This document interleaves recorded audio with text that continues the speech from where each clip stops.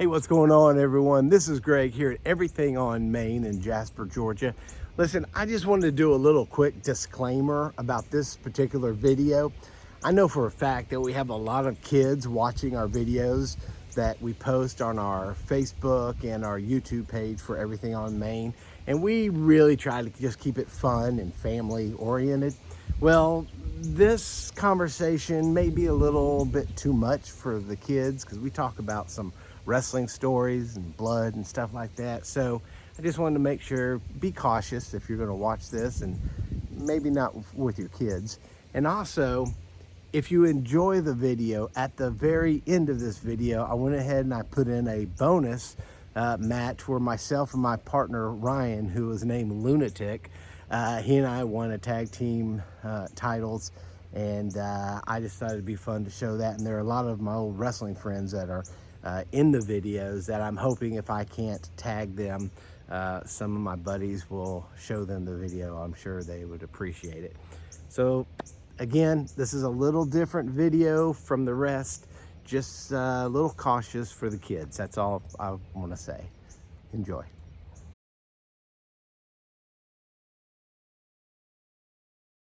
All right, so as you know, if you've been watching the videos, I've been talking about my buddy who wrote this book. Gave me a little shout out. He's a good friend of mine that we have had a lot of fun times traveling around when we were in the entertainment business, wrestling, and he and his beautiful wife, Ashley, are coming. We're actually going to go eat at the occasion menu. Trish was supposed to be here, but y'all, Trish has been under the weather, having some health issues. Keep her in your prayers. I would appreciate it. I don't know what this video is going to be like. We're probably just going to be talking about a bunch of goofy stuff. I don't know. Anyway, I am looking forward to seeing Marty. It has been quite some time. Here we go. Ladies and gentlemen, just to let you know, these two gentlemen have been battling all over Atlanta, Georgia for the past 2.5 months. They've been in every organization you can think of, from EWA, NWF, NAWA before it was the Fuck. These two guys absolutely hate each other. Down in Chocolate City, they got into a fight that went out in the parking lot, and they both came in a bloody mess. A little over a month ago,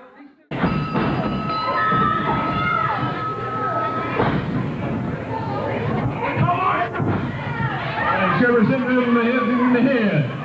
He's on the right, he's coming back. Boom! The elbows in the head.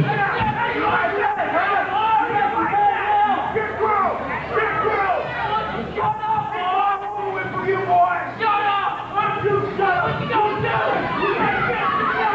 He's coming back. Boom! Big slam. I don't know who this great fan is over here in the red shirt, but he absolutely does not like Jasper or JJ.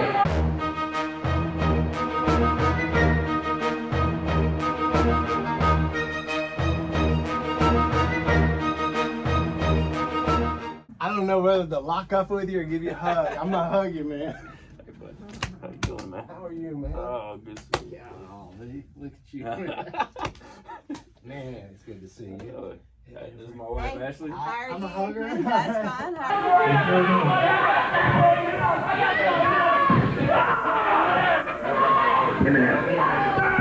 Eminem holding Jasper up. Nice standing souffle there. Yeah, a lot of people say suplex, but it's called a souffle. But I don't want to get technical on you, Bobby. That's where we went out. Out in the parking lot. Out in the park. Yeah. That'd be like every Tuesday night, and sometimes we'd have a record crowd of 20 people. Yep. Sometimes it'd be 2. Yep. Remember one time it was just Abdullah the Butcher and his buddy. That was all that was there. Were you there that night? I may have been. It sounds familiar. But down the street, this guy named Rowdy ran the show at Magic City, Chocolate City, whatever it was. It used to be a strip club. It was condemned. And we went in the back door. The people in there? Yeah, but we didn't know until about the third or fourth show that the building was condemned. Oh. We weren't supposed to be in there. Oh. They had a generator running some lights. Basically, we were squatters Yep. running a wrestling show. Golly. And I forgot about that. it was very interesting. There'd be stuff all over the floor. Oh, You'd see us. horrible. It was bad. Oh, wow. But it was the wrestling home for I remember getting about a year. Yep. I remember getting in And they the. completely shut the place down. I remember getting in the ring and it was like a pat. Like you stepped in and you sunk down, and then when you first get to a place, you usually run the ropes and just kind of get a feel of everything. I swear we were running the ropes, and it was just like one time, just barely touching. And instead of the regular wrestling ropes, it was a water hose. Did they wrap it? No, it No. was just a hose. Just a water hose that they had stretched around. That's not good. Isn't that where you? Okay. Oh yeah, that hit that kid with the chair. Yes. I know what you're saying. All right. So there's this wrestler. He's called Eli the Killer Clown, and he Which, was. by the way, if anybody knows Eli, we'd love to connect with him. Yeah, that's true. I ain't talked to him in years. Actually, he's still the Big Shoot champ. He had one. He's still my champion. I had a little organization. I had one little match. No one. Who was he doing? Is it Sweet Daddy? I was with that. Anyway, yeah. Anyway, so he was a pretty hardcore guy, and there were some young guys, some green guys in the little locker room At Magic City. at Magic City, and they, I believe, politely asked if they could take a chair shot from him. It was kind of a rite of passing on this little group. He literally said, "Mr. Eli, will you give me a chair shot?" I'll never forget those words. Because I couldn't believe it. And I believe all of us that knew, our heart kind of sank as soon as we heard that, because we knew Eli was going to be like, no problem. Eli's like 6'5", 300 pounds. Big dude. And this guy was not that way, not that big at all. Mm. And anyway, I do remember a sound, and I do remember that kid will never ask for a chair shot again. No, not at all. He rang his bell, and you know that kid talks about that all the time. If he's still alive. Oh. If he asked for it and stuff like that, he's probably dead by now. Yep. All right, both wrestlers now. As our show is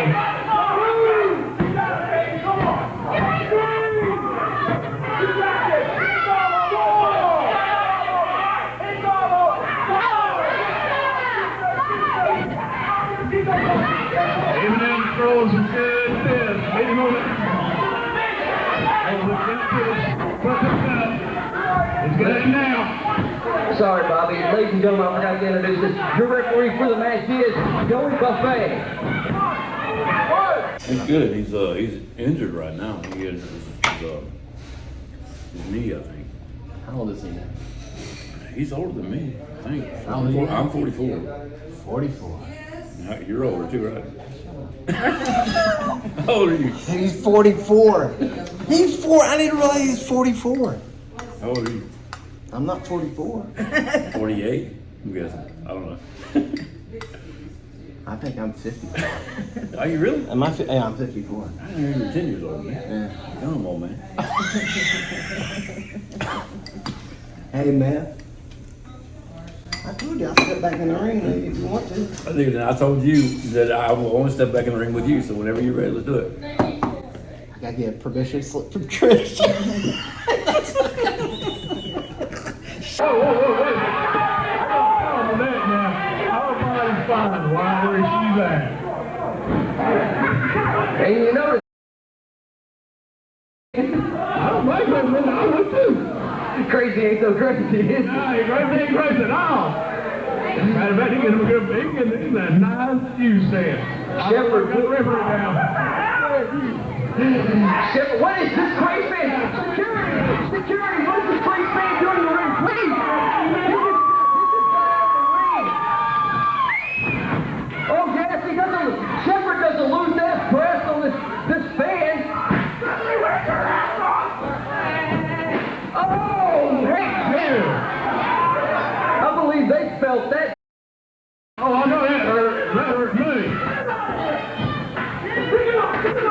If somebody out here knows who that gentleman is, please tell me. Shepard lays out Eminem with a chair. It's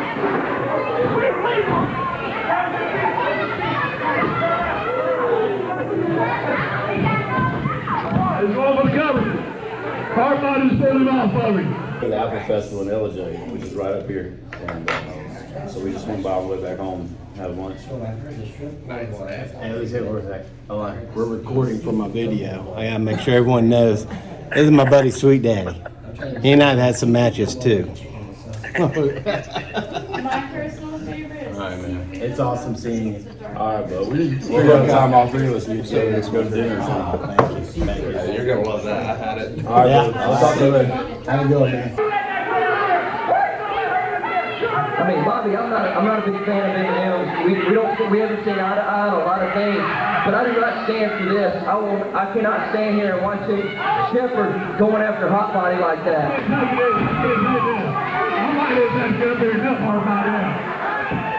Hey, let's go around, Ralph. 1, 2, 3, go. He kicked out at the last second there, Bobby. Very last second. I mean, the referee deals is inches. So we're gonna do a show in Griffin. And me and DL North are gonna do the show together. And at the time, a buddy of mine, Justin, was dating, you know Tommy Rich, you can show him, you know. Anyway, this is a wrestler way back in the 70s and 80s, very popular in this area. He was living in Hampton, and a buddy of mine was dating his daughter. So I knew Tommy pretty good. And so we were going to bring Tommy into the show. And I told DL, I said, let me book Tommy. I can get him a good price. So about a week later, I see Tommy's already being advertised. DL went around me. So I said, okay, fine. Well, you just do the show, dude. I said, it's your show. I'll help you, but it's your show. So he went forward with it. He booked a autograph signing for Tommy at Benefactor's Equalizer Tattoo. Tommy no-showed. Well, so did the fans. Nobody came anyways. But anyways, so DL canceled because he no-showed the autograph signing. But the problem was, you remember this notion? Oh, yeah. The problem was all the advertising had gone out in the newspaper, everything. Tommy's pictures all over. And that's something you don't do in wrestling. You advertise somebody, you pay them. So day of the show, we're setting up, and you hear these tires squealing, pulling into the National Guard Armory in Griffin. And I knew, as soon as I heard the tires, I said, that's Tommy, I bet you. Now at the time, DL was doing where he came out in a dress. Like he was a whatever. What was It was a gimmick that was born in Magic City, that stupid strip club. Is it Priscilla? Brucilla. So Tommy gets out of the car, comes in with a baseball bat. Like for real? Yes, like for real. Pissed. People around, people everywhere. Yeah, we're setting up for the show. The fans are starting to get there. Comes in the building, looks at me and says, "You got anything to do with this show?" And I said, "No, sir." And I opened the door to the locker room because hey, I'm out of it. I opened the door to the locker room, and there's Bill, DL, in a dress. Yeah. Doing great. And he is scared to death, running from Tommy. Somebody called the cops when they heard him pull in because they knew what was about to happen. It was a Griffin cop that wrestled with us named Randy Mundy. Yeah. He was the first officer to respond. He was in the area. He said when he pulled up, all he saw was Tommy chasing a dude in a dress with a baseball bat. It was the funniest thing. The funniest thing. And look, we were all friends, and maybe we should have stepped up for him, but we could not stop laughing. Yo, We just were gonna watch Tommy kill him. I guess I don't know what was happening. Now, But if I'm not mistaken, that was the same Terry Bam Bam Gordy was there. And I remember he was back in the corner and he kept to himself. And I remember when Tommy came in, he hit the table. Yep. He hit the table. And I remember we all just kind of backed up against the wall. And we're like, we're not a part of it. There's certain things you don't get involved in. yeah. Chasing. But pretty much Tommy wanted his money because he's being advertised. Yeah. And Bill refused to pay him. So he said, now here comes the sad part. He said there was probably 100, 150 people there by the time, fans. Yeah. He said, you go out there and tell them people I ain't wrestling, and they're all going to leave. So the cop said, y'all should go tell them. So we went and told them. Nobody left. I don't think anyone reacted. No, everybody was like, okay. Yeah. They thought it was a joke. No, they didn't really care as much as I think he I guess thought. Tommy won't see this, so I hope not. they didn't care. Yeah. And we said, Tommy's not here, but we do have Terry Gordy, who was another wrestler kind of like Tommy. And nobody left. Tommy got his back, got in his car and left. Yep. It was sad, but we almost witnessed a murder that day. I wish we were. We didn't really videotape stuff back then. That wasn't on our radar. No, because you had to hold it like this. Yeah. Hold a big old camera. Yep. Oh man. Wow. Is that the same night that I have the poster from? Is Tommy on the poster? Or is Terry on the poster? No, okay. They probably the same one. That's probably the ones we made after. That's awesome. I want to know why JJ's over there, because I know he hasn't got his manager's license for this. I doubt JJ's already doing whole night. Eminem choking Shepherd in the corner.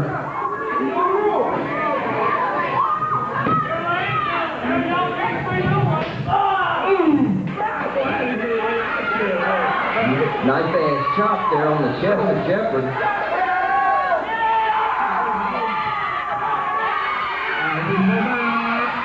Whips him out of that corner with authority. I don't know what to call that move, but out.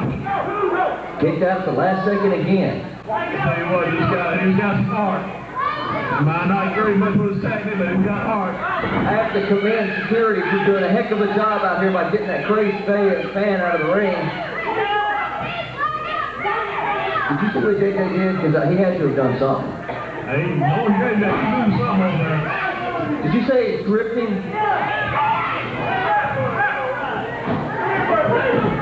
JJ distracting the referee again. He's got it right and choking him. He's choking him. He's got it right and choking him. I'll check him out.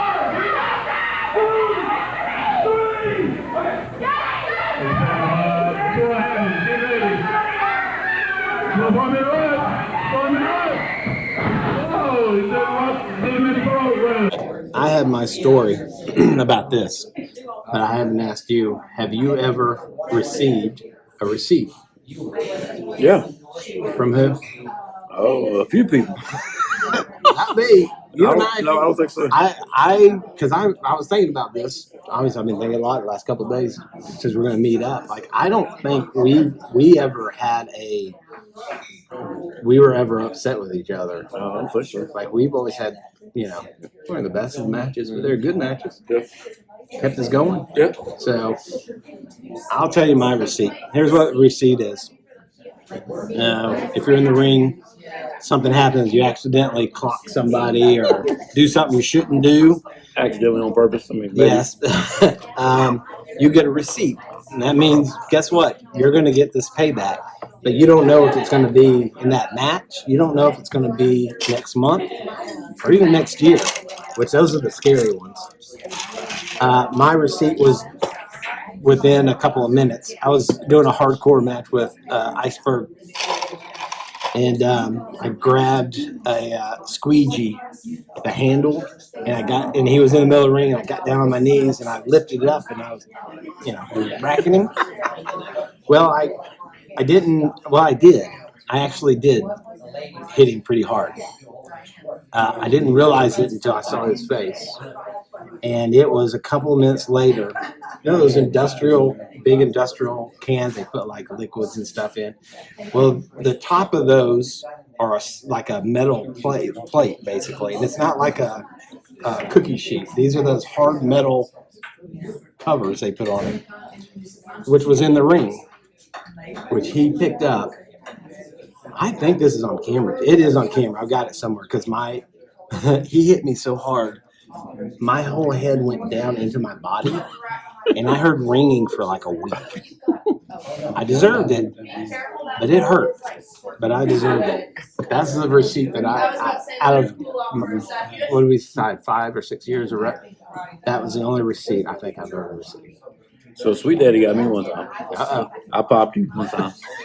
I think it was a hardcore match too. I popped him with something, and he grabbed a piece of wood, and we were taught stupidly, don't put your hands up, just take it.